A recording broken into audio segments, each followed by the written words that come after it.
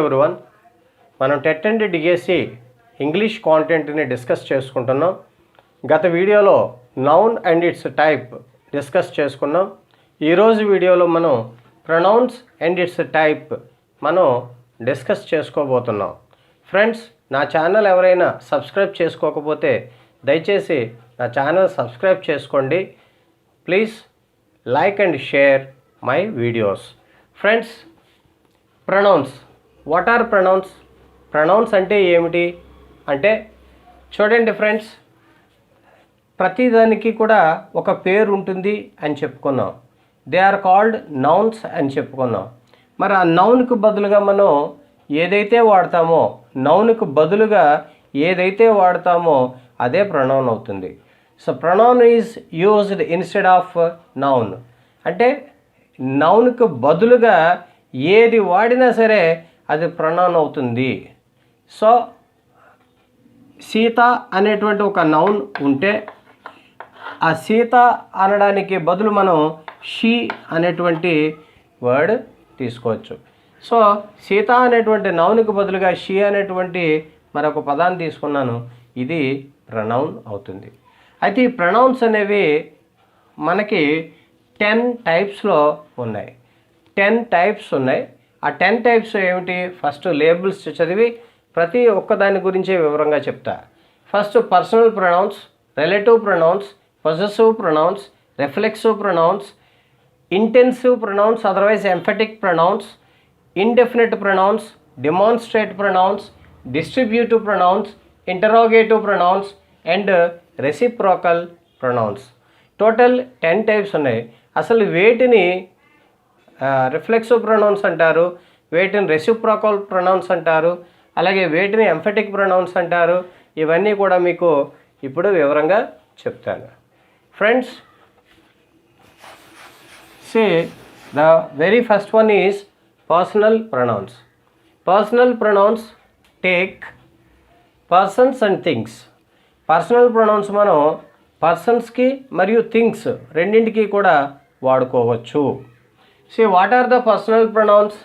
మనకి persons are 3 types. First person, second person and third person. ప్రతి పర్సన్లోనూ singular and plural అనేవి ఉంటాయి. So first person singular is I, plural is వి.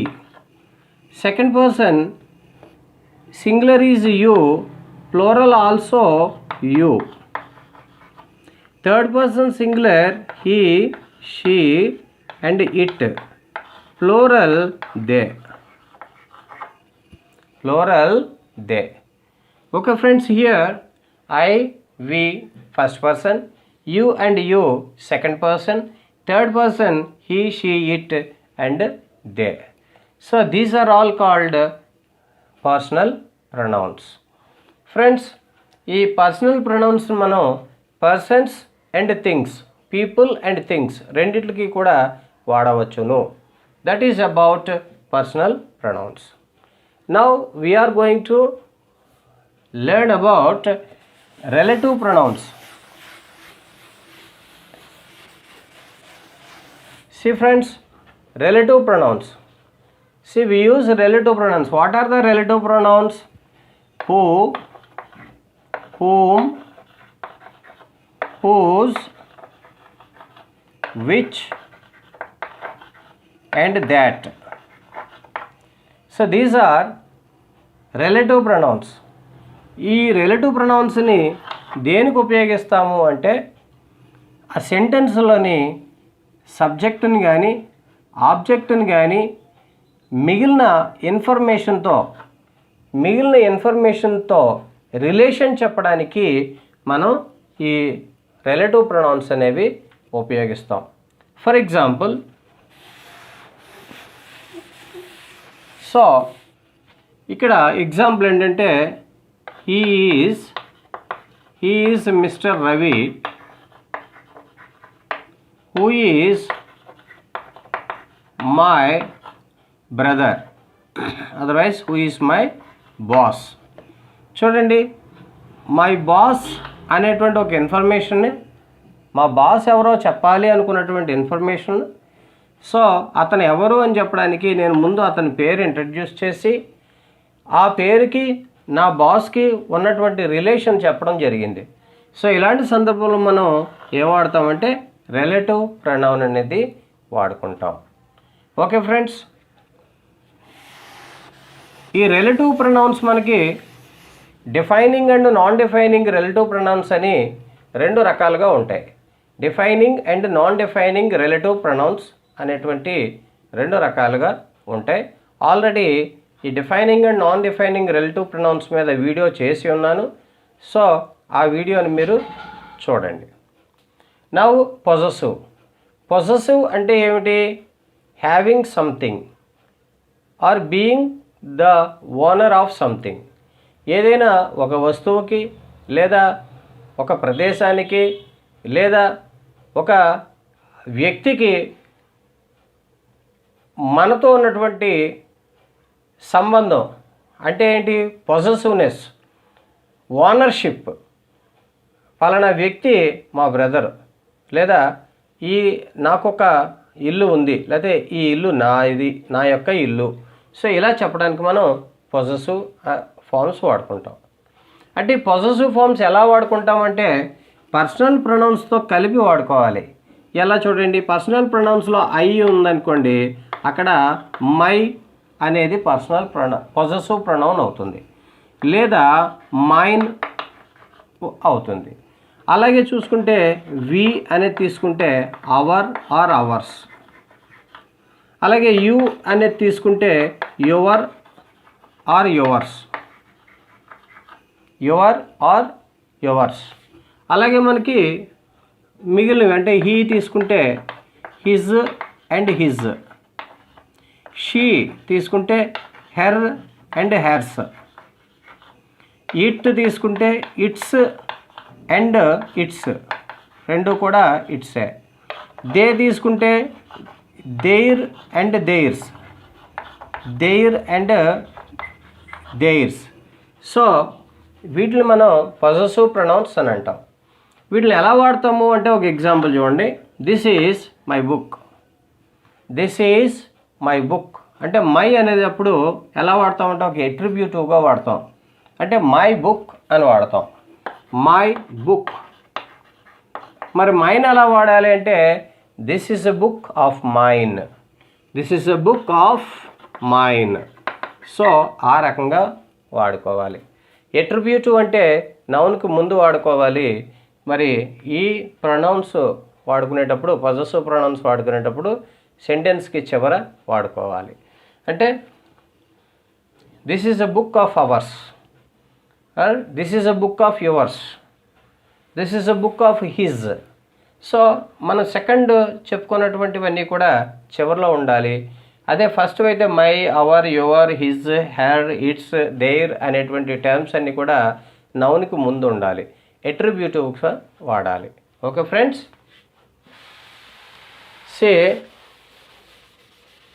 మనం దీనికి సంబంధించినటువంటివి తర్వాత నేర్చుకోవచ్చు.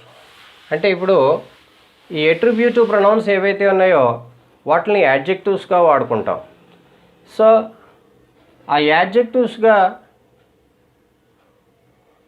వాడుకునేవి యాడ్జెక్టివ్స్ డిస్కస్ చేసుకునేటప్పుడు చేసుకోవచ్చు. లేదంటే ఈ వీడియో బాగా లెంత్ ఎక్కువైపోయి సో మనకి ప్రొనౌన్స్ అన్నీ కూడా డిస్కస్ చేసుకోవడానికి వీలు లేకుండా జరుగుతుంది. Next reflexive. రిఫ్లెక్సివ్ అంటే ఏంటి? అసలు రిఫ్లెక్షన్ అంటే ఏమిటి? సపోజ్ నేను ఒక బాల్ ఇలా విసిరాను అనుకుంటే అది మరలా తిరిగి వెనక్కి వస్తుంది. దీన్ని మనం రిఫ్లెక్షన్ అని అంటూ ఉంటాం. అలాగే ఏవైనా సన్ రేస్ ఒక వాటర్ మీద పడినప్పుడు అవి తిరిగి రిఫ్లెక్ట్ అవుతుంటాయి. అంటే ఇక్కడ ఏ మీనింగ్లో వస్తుందంటే ఏ వ్యక్తి అయితే ఆ పని చేస్తున్నాడో దాని యొక్క రిజల్ట్ను కూడా అదే వ్యక్తి రిసీవ్ చేసుకుంటాడు. ఏ వ్యక్తి అయితే ఆ పనిని చేస్తున్నాడో అదే వ్యక్తి ఆ పనిని రిసీవ్ చేసుకుంటాడు. అంటే జనరల్గా మనకి ఎలా ఉంటుందంటే సబ్జెక్టు, వెర్బ్, ఆబ్జెక్ట్ అని ఉన్నట్లయితే సబ్జెక్టు యాక్షన్ చేస్తాడు, సో ఆబ్జెక్ట్ దాన్ని రిసీవ్ చేసుకుంటాడు. ఈ రిఫ్లెక్స్కి వచ్చేటప్పటికి సబ్జెక్టే యాక్షన్ చేస్తాడు, మళ్ళా సబ్జెక్టే దాని యొక్క రిజల్ట్ని రిసీవ్ చేసుకుంటాడు. దీన్నే రిఫ్లెక్సివ్ ప్రొనౌన్ అని అంటాం. అక్కడ మనం ఏం చేస్తామంటే మళ్ళీ పర్సనల్ ప్రొనౌన్తో లింకప్ చేసుకోవాలి. ఎలా? సపోజ్ మనం ఐ, వి, యు అని ఈ 3 తీసుకున్నాం అనుకోండి. ఐ, వి, యు అనేటువంటి ఫస్ట్ 3 నేను తీసుకున్నట్లయితే ఐ మై సెల్ఫ్ ఇది రిఫ్లెక్సివ్ ప్రొనౌన్ అవుతుంది. వి అవర్ జెల్స్ ప్లూరల్ కాబట్టి V E S. You yourself and yourselves, singular అయితే యువర్ సెల్ఫ్, ప్లూరల్ అయితే యువర్ జెల్స్. ఇలా మనకి he himself, she herself, itself, they themselves. So అలా తీసుకుంటాం. వీటిని రిఫ్లెక్సివ్ ప్రొనౌన్స్ అంటాం. ఈ రిఫ్లెక్సివ్ ప్రొనౌన్ ఎలా వాడతాము అంటే మనం చూడండి, ఒక యాక్షన్ చేసినప్పుడు దాని యొక్క రిజల్ట్ మళ్ళీ ఆ చేసిన వ్యక్తే అనుభవిస్తూ ఉంటే అక్కడ మనం వాడతాం. For example, he enjoyed himself of the party. ఒక వ్యక్తి పార్టీకి అటెండ్ అయ్యాడు, సో దట్ అతనే ఎంజాయ్ చేస్తాడు, ఆ పార్టీ యొక్క రిజల్ట్ అతనే ఎంజాయ్ చేస్తాడు. So that is reflexive pronoun.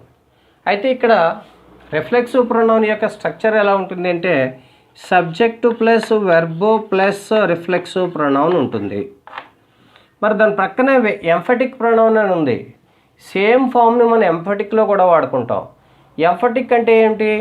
ఏదైనా మనం ఇరిటేషన్ వచ్చినప్పుడు మనం ఏం చేస్తామంటే స్ట్రెస్ ఇచ్చి కొద్దిగా ఇంటెన్సిటీ పెంచి మాట్లాడతాం. అంటే సపోజ్ నాకు ఇక్కడ ఏదో ఒక దెబ్బ తగిలింది అనుకుంటే, ఎవరు కొట్టారు అని అడిగారు, ఎవరో కొట్టలేదు అన్నాను. ఎవరు కొట్టారు కరెక్ట్గా చెప్పు అని అడిగారు, ఎవరో కొట్టలేదు. ఐ మై సెల్ఫ్ హిట్, నాకు నేనే కొట్టుకున్నాను, నన్ను ఎవరో కొట్టలేదు అని చెప్పేసి నేను దాన్ని ఇంటెన్సిటీ పెంచి ఎంఫసిస్ పెంచి అంటే ఫోర్స్ స్ట్రెస్ పెంచాను, ఎంఫసైజ్ చేశాను. సో ఎప్పుడైతే ఇలా ఎంఫసైజ్ చేశానో అది ఎంఫటిక్ ప్రొనౌన్ అవుతుంది. అప్పుడు మీరు స్ట్రక్చర్ ఏం అబ్జర్వ్ చేశారు? Subject plus reflexive pronoun and object. ఈ రెండిట్లకు ఉన్న తేడా గమనించండి. రెండిట్లకు ఉన్న తేడా ఏమిటంటే ఇక్కడ రిఫ్లెక్సివ్ ప్రొనౌన్లో subject plus verb plus reflexive pronoun ఉంటుంది. కానీ ఎంఫటిక్ వచ్చేటప్పటికి subject plus reflexive pronoun plus verb అనేది ఉంటుంది. సో ఇది గమనించాలి. Okay friends, this is about reflexive pronoun and emphatic pronoun.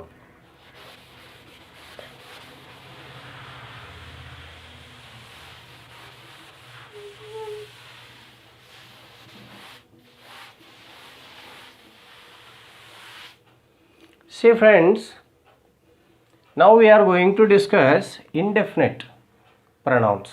Indefinite అంటే ఏంటి? Which is not definite. ఖచ్చితంగా ఇది అని చెప్పలేను, ఖచ్చితంగా పలానా అని చెప్పలేను. అంటే ఇప్పుడు చూడండి, there are 2 people అన్నాను అనుకోండి, చాలా క్లియర్గా ఉంది. there are 5 people అన్నాను అనుకోండి, 5 people అని క్లియర్గా ఉంది. there are some people అన్నాను అనుకోండి, మరి ఎంతమంది అనేది క్లారిటీ లేదు. అంటే ఇక్కడ సమ్ అనేది ఇండెఫినెట్ ప్రొనౌన్. అంటే మనకి some, few, none, okay. So ఇలాంటివన్నీ కూడా ఇండెఫినెట్ ప్రొనౌన్స్గా ట్రీట్ చేయడం జరుగుతుంది. Next one, demonstrative pronouns. What are called demonstrative pronouns? ఏదైనా మనం డెమాన్స్ట్రేషన్ చేసేటప్పుడు we introduce some product or some topic with the beginning of this or these. This, these, that and those. These are called demonstrate pronouns. ఎక్కడైనా సరే మీరు ఒక నేమ్కు బదులు this that these those అనే ఎక్కడైనా కనపడినట్లయితే అవి demonstrate pronouns. Example, this is a book, this is a book. So here this is a demonstrative pronoun. Next friends, interrogative pronouns. So interrogative pronouns, what are the interrogative pronouns? See, we use WH words for interrogative sentences. What, why, where, when, how, who, whose, whom, etc. So these words are interrogative pronouns. చూడండి, నేను ఆ words అన్నీ interrogative ప్రొనౌన్సే అని అనుకోకండి, అందులో relative pronounce కూడా ఉన్నాయి. మరి ఏంటి ఇంట్రాగేటివ్ ప్రొనౌన్స్ అంటే, ఏ వర్డ్ అయితే నౌన్కు బదులుగా వాడబడిందో అక్కడ ఇంటరాగేషన్ అనేటువంటి చర్య జరిగిందో అప్పుడే అది ఇంట్రాగేటివ్ ప్రొనౌన్స్ అవుతాయి. So for example, who is he, who is he, so he is my brother, he is my brother. So ఇక్కడ హూ అనేది interrogative pronoun. Okay friends. Next one, distributive. మనం డిస్ట్రిబ్యూట్ చేసేటప్పుడు ఎప్పుడు కూడా చూడండి, ఈచ్ అండ్ ఎవ్రీ అనేటువంటి words వాడుతూ ఉంటాం. I have distributed all my chocolates to each and every student of the class. So ఆ క్లాస్లో ఉన్న ప్రతి స్టూడెంట్కి కూడా నేను చాక్లెట్స్ డిస్ట్రిబ్యూట్ చేయడం జరిగింది. సో ఇక్కడ ఈచ్ అండ్ ఎవ్రీ ఇవి distributive pronouns. They are called distributive pronouns. ఇంకా ఫైనల్గా మనకి రెసిప్రోకల్. రెసిప్రోకల్ అంటే వైస్ వర్సా. అంటే చూడండి, ఫర్ ఎగ్జాంపుల్ 1 ఉందనుకోండి, 1కి 1/1 అనేది రెసిప్రోకల్. అలాగే 2 ఉందనుకోండి, 2కి 1/2 అనేది రెసిప్రోకల్. అంటే మల్టిప్లై చేసినప్పుడు ఈక్వల్ టు 1 అవుతుంది. ఇది అంటే ఈక్వల్ టు 1 అవుతుంది. ఎటు చూసినా అంటే ఎలాగైనా సరే ఒకటే అన్నట్టుగా వస్తుంది. చూడండి, ఇక్కడ మనం అలాంటివి ఏవైనా మనకి ఇంగ్లీష్లో ఉన్నాయా? ఉన్నాయి. ఏమిటవి అంటే each other and one another, each other and one another, each other and one another. So మనం ఈచ్ అదర్ అనేది ఏవైనా రెండు అంటే రెండు వస్తువులు కానీ, ఇద్దరు వ్యక్తులు కానీ, రెండు ప్రదేశాలు కానీ ఉన్నప్పుడు ఈచ్ అదర్ వాడుకుంటాం. సో మోర్ దాన్ 2 ఉన్నప్పుడు వన్ అనదర్ వాడుకుంటాం. అంటే మినిమం 3 ఉండాలి, maximum unlimited. For example, the 2 brothers are talking each other. The 2 brothers are, ఇక్కడ 2 అనేది మెన్షన్ చేయడం జరిగింది. The 2 brothers are talking each other. అలాగే all the children are quarrelling one another. So all the children అంటే ఇక్కడ more than 2 అనేది తీసుకోవాలి, minimum 3 అన్నట్టుగా తీసుకోవాలి. All the children are quarrelling. Friends, ఈ రకంగా మనం ప్రొనౌన్స్ని ప్రాక్టీస్ చేయాలి. సో మనకి ప్రొనౌన్స్ని ఎంత బాగా ప్రాక్టీస్ చేస్తే అంత మంచిది. ఎందుకంటే ఏ టాపిక్ నుండి కూడా ఒక్క మార్కు, అరమార్కు కూడా పోకూడదు. ఏ టాపిక్ నుంచి అయినా సరే క్వశ్చన్ వచ్చే అవకాశం ఉంది కాబట్టి దేన్ని కూడా చిన్నచూపు చూడడానికి వీల్లేదు. Friends, thank you for watching this video. Please subscribe, like and share.